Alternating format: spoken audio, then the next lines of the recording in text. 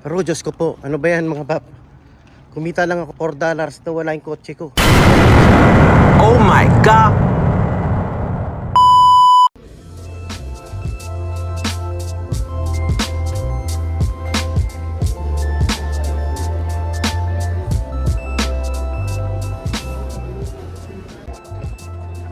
What is up mga bab? Ito na.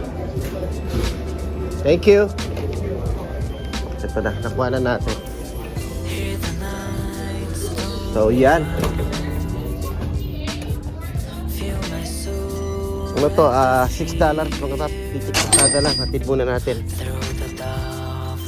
Ano natin siya ilagay?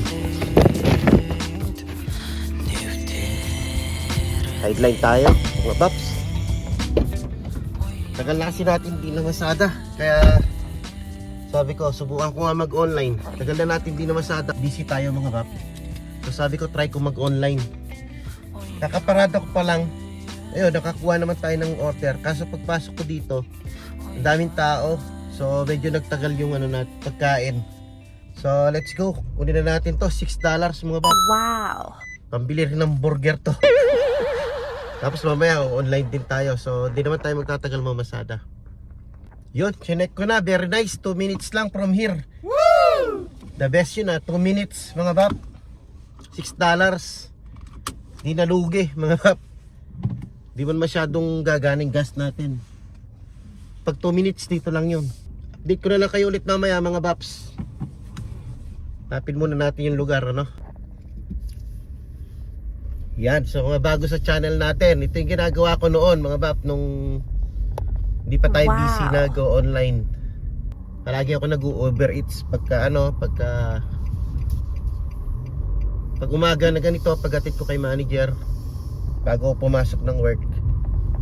Ito yung side hustle natin. Kaso nga nahinto magmula nung nag-Uber Eats tayo. Ay nag-program tayo ano. So ayun, mamaya balikan ko na lang kayo mga babs at gagamitin ko yung GPS natin. Baka di ko alam kung sa kuya atin dito. So ito, nakita ko na mga bab, mag-U-turn lang tayo dito. Itong kagandahan kay Kikay, maliit siya kaya pwede siyang Corvette, mabilis siyang Corvette mga bab. So dito tayo mag-deliver. Let's go mga bab. Bigay na natin tong niya, pagkain para meron na tayong $6. Woo! So dito tayo maghahatid sa 1438 mga babs. Libat the door. Libat the door daw. So iwan lang natin dito. Yun mga bab, naatid na natin. Take a picture daw, kaya't pinicturean ko. Sabi niya, don't knock the door and don't ring the bell. So yun ang ginawa natin mga bab, masunurin naman kasi tayo.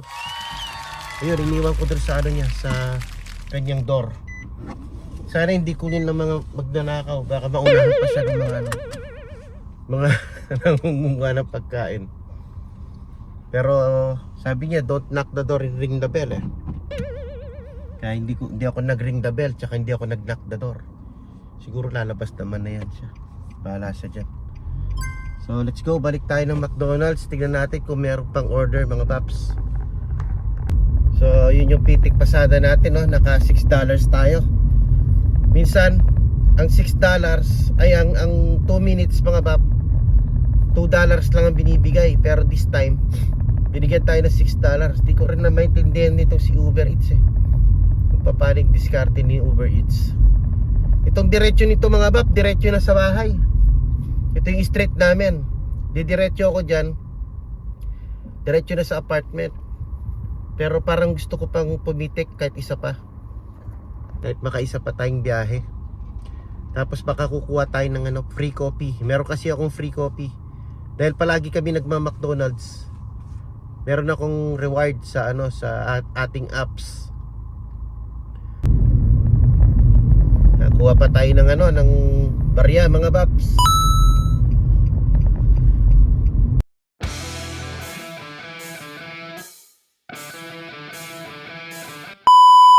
So ayan, tambay mode lang muna tayo dito. Time check 9:58. May time pa tayo mga bab. Pwede pa rin tayo mag-online mamaya.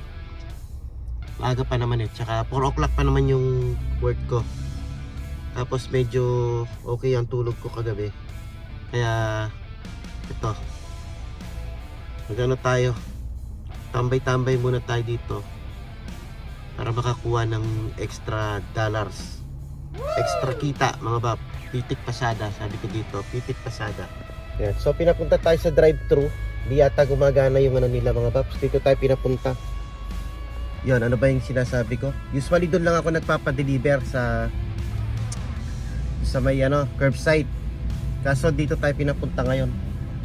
Parang kulang sila ng tao. Tayin lang natin para maka-almusal tayo. Kape muna tayo tsaka burrito. Almusal mga bab. Tapos baka makakuha pa tayo ng pangalawang biyahe. Yun, dito na.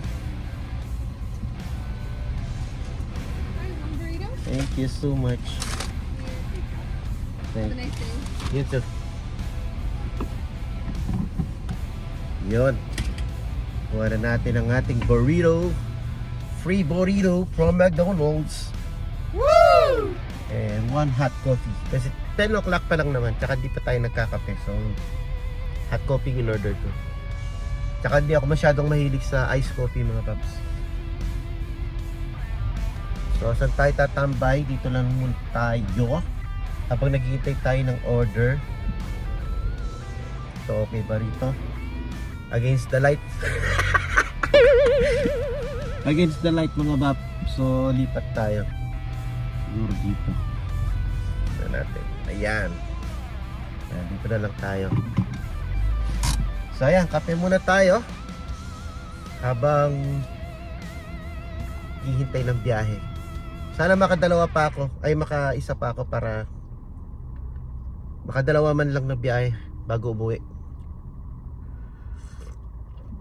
Woo! Kasi ano pa tayo. Mag-online pa tayo ulit. Meron tayong due date na hinahabol. Natapon pa yung kape ko. Grabe. Ito lang yung free natin. Free burrito. Dahil ginamit natin yung rewards sa apps. Ito mga bab. Wow. Pero $3 din to mga bab. Mahal ng burrito rito. Mahal ng burrito nila. Pero masarap to mga babs. Si manager favorite niya to. Yan o, ganyan lang siya. Burrito. Wow. $3 to. Pero dahil may apps tayo, meron tayong rewards. Free siya. Sarap din to mga bab.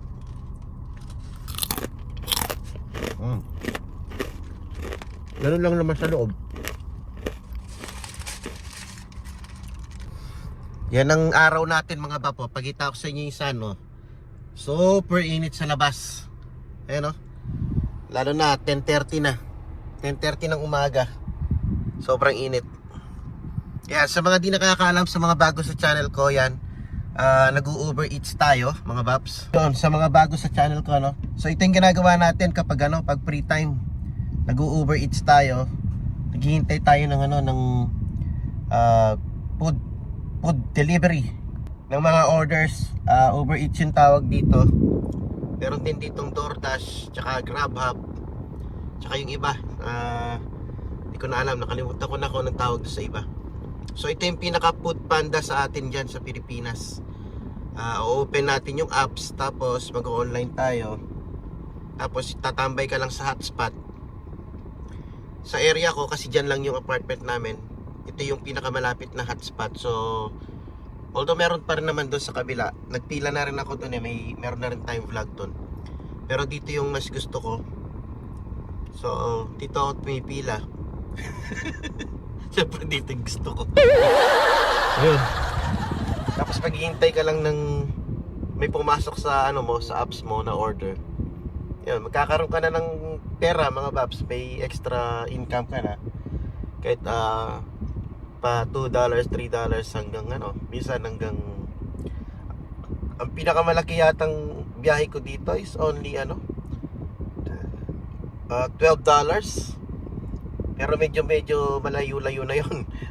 Makakarating na tayo bandar sa mga farm. sa mga farm ng almond. Yung $15. Yeah, $15 yata yun yung pinakamalaking nakuha kong biyahe dito. Pero dito sa spot na to, almost $3 pataas, $2 pataas, mga hanggang $15 ganon. Pero doon sa kabila, doon sa kabilang station, tsaka doon kay manager doon sa may Panera, doon medyo malakas ang bigayan doon. Nakakakuha ako doon ng 17 ganon. Kaso kasi doon sa kanila, pag doon ako pumila, for sure 100% lalabas pa ako ng freeway kasi halos parang ibang lugar na yung pinaghahatiran ko. Nakakarating na ako ng Turlac yata, tsaka Series, tsaka Salaida ganon. May naalala ko nun, kaya pala ang layo. Yung palang lugar na hinatiran ko, Salaida na. Pero may advantage din yung mga ganon. Kung kumukuha ka lang ng 20 mga bab, isang biyahe lang makukuha mo ng isang biyahe. Unlike dito, halimbawa kung kumukuha ako ng 20 araw-araw, ang tagal din ng 20 mga bab. Hindi ko rin minsan nakukuha. So ayun, talagang pitik pasada lang. Hindi ka rin pwede mag-rely sa ganito. Siguro kung mahaba yung oras mo, pwede. Pero kung pitik pasada ka lang, tapos wala kang full time, hindi mo rin makukuha yung mo pang araw-araw. Pero kung suportado ka naman, may pera ka, okay lang. Pero kagaya ko, kumukuha lang talaga ako ng panggas dito minsan kay Kikay, tsaka doon sa isa natin sasakyan, si Tim. Tsaka ito pang burger pang lakwa-lakwatsa natin kapag day off, gusto natin gumala. So yun, meron tayong extra card na mapagbubunutan ng panggastos. Hindi na tayo kukuha doon sa regular sweldo natin sa ating full-time job. So ito yung sinasabi kong card mga bab. Alam ko napakita ko na to, pero para sa mga bago nating subscriber tsaka mga viewers. So nag-acquire ako nitong card na to. Dito pumapasok yung biyahe natin, direct mga bab. Ito siya, Uber card. Yan. So yan siya. Diyan papasok yung kada biyahe mo, diretso papasok dyan. So ngayon, pwede mo na siyang gastusin automatic. Kasi dati nung wala akong ganito, papasok siya sa apps mo. Tapos hindi pa siya agad papasok sa sarili mong bangko, sa debit card mo. Naghintay ka pa yata ng 1 week or 2 weeks bago papasok. So yun, kinuha ko tong card para every biyahe, kada biyahe, diretso pasok sa card. Para at least kung maka 20 ako, $30, maipon ko yung $30, pwede ko nang igas. Kasi itong si Kikay, tipid naman to sa gas. Kapag hindi pa siya masyadong talagang naka-empty, yung $30 mo mga bab, full tank na dito. So malaking tulong din. Tapos yun, doon sa isa, sa kabila, na yung isang si Itim, nakukuha din natin na pangkarga yung kinikita natin sa Uber Eats. So hindi na rin masama kung pang part-time lang. Tapos ganito lang naman, di ka naman pagod. Yan, nakakapag-vlog tayo, nakakapag-edit ako minsan dito, nakakapanood ng YouTube. Walang nag-uutos sa'yo. Yun ang kagandahan ng ganito. Kaya yung iba, nagpo-full time sila sa ganito, sa delivery. Pero maganda rito siguro kung kung kompleto yung mga apps mo mga bab.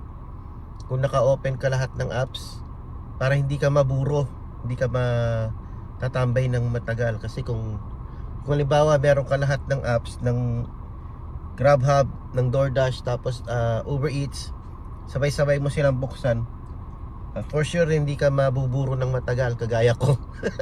Kasi ako, Uber Eats lang yung natin, apps natin. Kasi nga last year pa ako nung nag-start ako dito sa Uber Eats, nag-enroll na rin ako dyan, nag-register na rin ako sa GrabHub tsaka sa DoorDash. Kaso dito sa area namin, naka-freeze yung mga driver kasi nga parang masyado na silang maraming driver. Kasi itong area namin, hotspot siya. Minsan yung mga hindi taga rito, dito pumipila, dito dito namamasada. So, yun, hanggang ngayon waiting list ako doon sa dalawa. So, ang apps na apps lang natin na binubuksan is Uber Eats. So, yung chances natin sa mga delivery medyo maliit lang. Pero okay lang naman sa akin, hindi naman ako masyadong apektado. Yun nga kasi pang side hustle lang naman. Pitik pasada lang. Pero siguro kung kung gagawin mong full time to, pwede ko naman gawin na kung halimbawa gagawin kong full time, pupunta ako sa ibang area para doon ako mag ng register ng DoorDash at saka yung isa, yung GrabHub. Yun, punta ka sa area na makakapasok yung registration. Kasi dito sa area namin, puno na daw. Kaya hindi tayo makapasok. So, waiting list tayo. So, yun mga Baps. Time check, 10:31, naubos ko na yung pagkain. Wala pa rin pumapasok na second biyahe. Yan, abang-abang lang muna tayo. Para baka sakaling makapangalawang trip pa tayo. $10 di na tayo lugi. Kasi naka $6 na tayo eh. Kahit makakuha pa tayo ng another $5. Kasi yung sinasabi ko na price mga Bap, minsan yan mamayang konti may darating na bonus ay na na tip. So nadadagdagan pa yon mga Bap. Mamaya pag nasa work ako, biglang makikita ako magno-notify sa phone ko na nagbigay ng tip yung customer na ganyan. So maganda rin, nadadagdagan din. Tapos pag halimbawang 2 weeks ka na masada, meron ka pang prop 22 mga Bap. Yun, prop 22 yung parang nila. Hindi ko alam kung ano yun. Basta't meron silang bonus na binibigay sa mileage yata or something. So, yun, nadadagdagan pa rin yung yung income mo. Ayun mga Bap, yun lang ang masishare ko muna sa ating Uber Eats. So, sa mga interested part-time dyan. O kaya, yung mga naboboring lang kayo pag day off nyo. Naboboard kayo sa day off nyo, wala kayo alam puntahan. Try nyo mga Baps, Uber Eats, tsaka yung mga DoorDash na gano'n. Baka sa area nyo, walang driver, take advantage of it mga Bap kung walang masyadong driver dyan sa area nyo. Pero dito kasi sa area namin napakaraming driver. Kaya yun, di tayo makapasok ng DoorDash tsaka GrabHub. So medyo payo pa yung payo no mga Bap, yung aking boses kasi last week nga pala nilagnat tayo. Tapos sabay ng busy. Sobrang busy ko sa work nun. Kasi nga puro overtime tayo last week sa work. Tapos nag-take pa ako ng double duty 18 hours sa isang araw. Tapos succeeding hours puro overtime. Tapos sumabay pa yung schedule ni manager na 4:30 AM ng madaling araw. Tapos ako umuwi ako ng 12 midnight. Nakakatulog tayo. Di pa naman tayo kaagad nakakatulog no. Yun, halos patong-patong yung anong last week mga Bap. So yun. Tapos sabay pa nag-online pa tayo, nagpapakadalubasa pa tayo. Talagang pitwitariglan ko talagang sabog na sabog, wasak na wasak last week. Kaya ito nilagnat tayo. Hanggang ngayon medyo paus pa yung boses ko. Hindi ako nag-video okay mga Bap. Hindi ako nag-video okay. Ano yan? Kasi galing ako sa sakit. Kaya ngayon medyo nakagain na tayo ng power. Eto, na naman tayo, grind na naman tayo ng grind. Grind na naman ng grind mga Bap. So kailangan natin dito yun. Kailangan dito non-stop mga Bap. Antay-antay lang tayo ng biyahe. 866-987-3744. Wow. $4, nakakuha na naman tayo, $4. So, na-excite ako. Pag narinig ko yung truring, para ako na-excite ako pag narinig ko yung ganun mga Baps, yung sa Uber Eats na pag may pumapasok na deliver, yung yung tunog ng phone na truring. Na-excite ako eh. So, $4 lang, na-excite ako no. Pero sa Philippine money mga Bap, 200 na yan. So dito rin sa McDonald's, yan na siguro last trip natin, tapos uwi na tayo. At least nabuo ko yung $10. Pitik pasada, di ba? So kung sa Pilipinas yun, magkano na rin yung $10, di ba? So yan, punta tayo doon. And masyado malayo, siguro i-drive natin to. So yan, tara, let's go.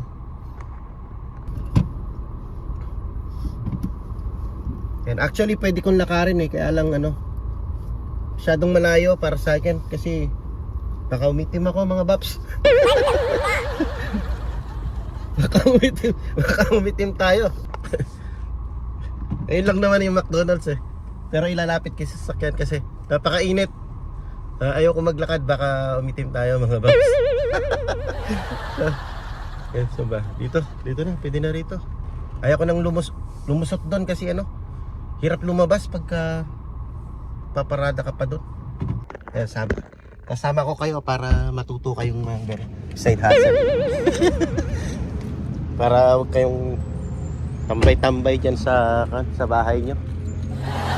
Pagka pag day off nyo, galaw-galaw kayo mga paps.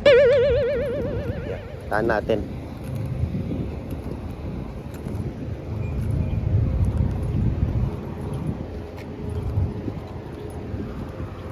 So ito, ready na pala siya. Goods na goods. Thank you. Goods na goods for $4.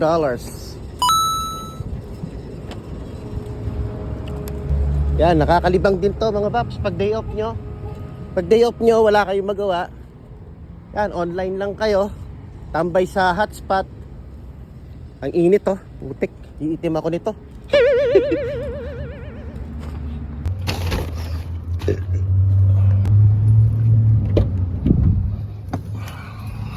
Yung mga bap, ang init. Iitim na ako nito. So yan, magandang libangan to mga bap. Pag day off nyo, wala kayong magawa, wala kayong alam puntahan, pwede kayong pwede kayong mag-online. Pwede nyo gawing libangan. Pwede nyo naman kasama si manager nyo, tsaka yung mga anak nyo, pwede rin. Kasi parang namamasya lang naman kayo. Ingat-ingat lang sa pagdadrive. Tsaka at saka huwag kayong pipila rito sa terminal ko kasi pag pumila pa kayo dito, wala na akong kikitain lalo. Kung kayo maghanap kayo sarili nyong area, hotspot. So itong area na to, teritoryo ko to. Ako lang ang rito. Dito sa McDo. Parang nga ako sosyo nitong McDo na to. Parang dito ako empleyado kasi ako lang nag-order dito. Ako kumukuha ng order nila. Yung nga lang pag uwi ko, iba na yung pipila.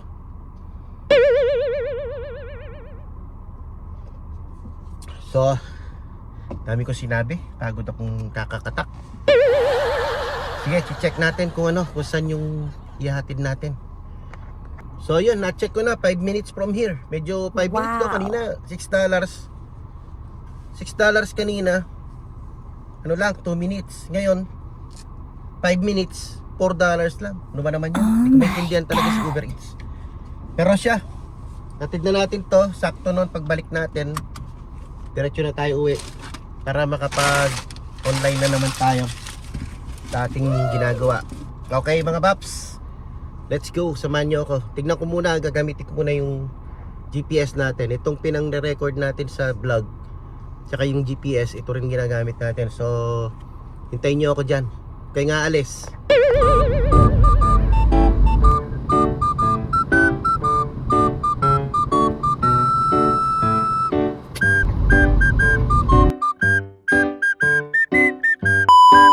Yun, so buti lang dyan pa kayo mga baps. Kala ko umalis na kayo. So medyo nagpaikot-ikot tayo kasi apartment pala mga bap. Yan, so hanapin natin yung 250 nitong mahirap sa mga apartment. Pag ganyan, apartment, mahirap hanapin yung bahay. Uy, maganda. Ganda ng motor nyo, CDR 300. Di pa ginawa 400 para pwede sa expressway, sa freeway. So hanapin natin yung 215 mga baps. So mamaya na. Saan kaya? 215.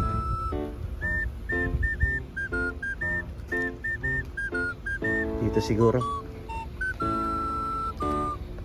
Itong mahirap sa apartment, lalo na malaki yung apartment mga babso. So hindi natin agad nakita. Banda ron pala, yun 215. Doon pala sa taas yung mga number nila. Ayan.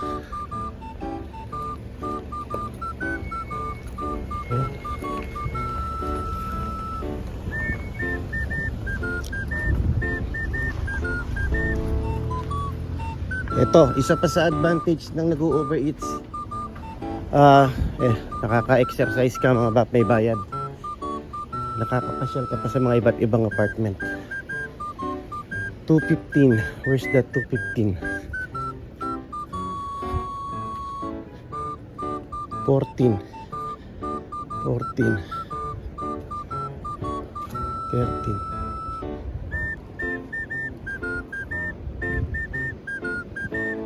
15.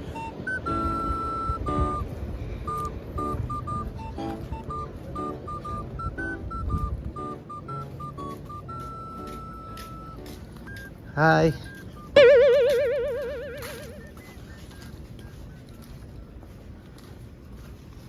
So, dito siguro sa kabila ang 215. 215. 215. There you go. Yay! Both numbers are the same. So, sa taas, 215.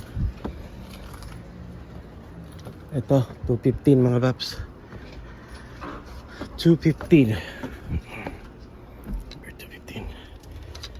Yan. Confirm lang natin. Yan. Let's go. Pagod ako dun ah. Saan ba tayo nag-park?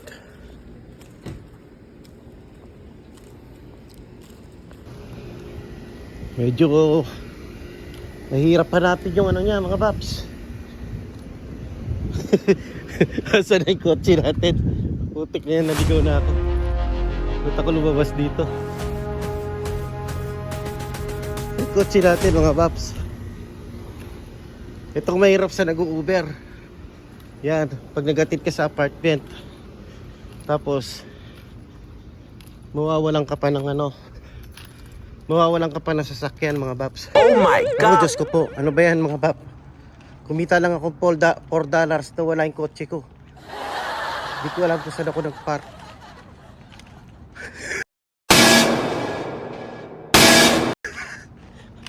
My God. Asan yung kotse natin? Saan ako nag-park kanina? Oh, Diyos ko. Wala. Ayun, nakita ko na. Yan. Akala ko na wala na yung kotse natin. Kikita tayo $4 tapos wala yung kotse natin. Yan, ang disadvantage ng ano, ng nag-Uber Eats. Lalo na pag ganitong apartment. Ayun na siya, nakita ko na. Akala ko na wala yung kotse natin mga bap. Kikita ka ng $4 tapos mawawalan yung kotse mo. Ayun na si Kikay. Ayan, natandaan ko kasi may motor. Ayan o. CBR na motor. Walang niya. Akala ko nawalan na tayo ng kotse. Oh my God!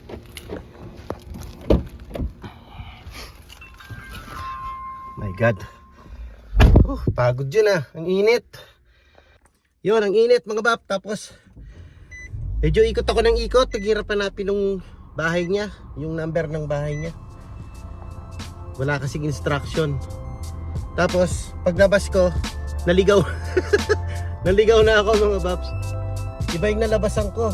So, hanap pa ako ng hanap dito sa sasakyan. Walang niya, nawala. Kala ko, nakarnap na tayo. Yun ang mahirap, naka $4 ka lang, no? Tapos nakarnap ka. My goodness. So, sige mga bab. Hingal ako, pero okay lang. $10, naka $10 na tayo. So, sobrang init na rin. Gano'n na tayo, hindi na tayo mga babs. Kung ba ako lalabas. Ito tayo galing kanina mga babs.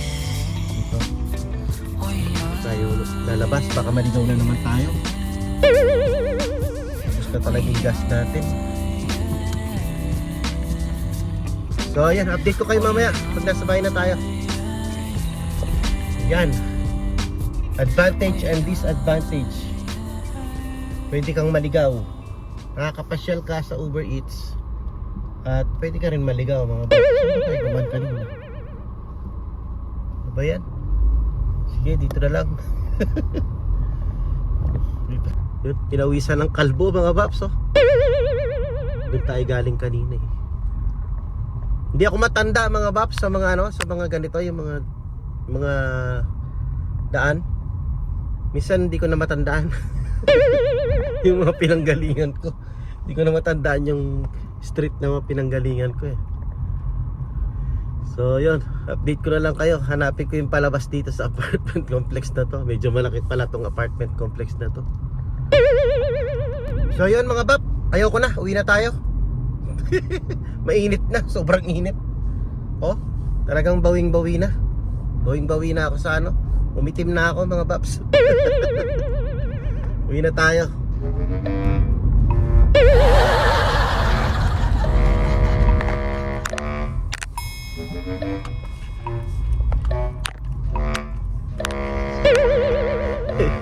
Ayun mga bab, nandito na tayo sa apartment. Uwi na tayo. Sobrang init na mga babs. Maalis ng pagkatisoy natin nito. Peace. Yan, so let's go. Tapos na tayong nag side hustle.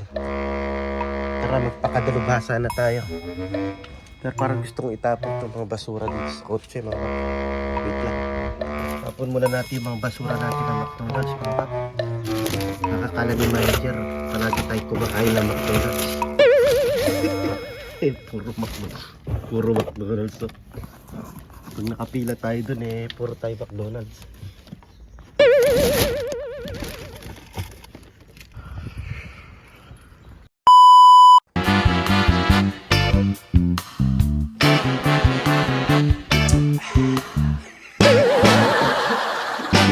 Dito na tayo sa bahay. May mga tubig na napagod ako doon mga paps sa hinanap natin na apartment. Kaya pala madilim pa. Kaya may mga tubig nawawawa ko doon. Napakainit. Tapos kung paglabas natin nawawala pa yung kotse natin. So yung kala ko kumita ako ng $10 kapalit kotse. So yun mga paps, hanggang dito na lang ang ating vlog. Maraming salamat sa pagsama sa aking vlog ngayong araw na to. And yun, mag-online na ako. Ito rin ready ko na yung laptop natin. So online ako ng konti. Makatapos lang ako ng ilang module. Tapos pahinga ng konti. And pa-power nap tayo syempre para mamayang gabi may power na naman tayo sa duty. So hindi ko alam kung magluluto ako ngayon kasi meron pa naman tirang sinigeng-geng kahapon. So baka yun na lang muna yung ulamin ni manager. Kasi ako usually pag ganito may pasok ako, hindi na ako kumakain. So alam niyo na, diet ako. So yun mga Babs, hanggang dito lang ating vlog. Maraming salamat ulit sa mga sumama sa ating vlog for today. And maraming salamat sa mga hindi pa nag-subscribe. Please subscribe mga Babs. And hit that notification bell para lagi kayong uploaded. Updated sa ating upload. So hanggang dito lang yan. Peace.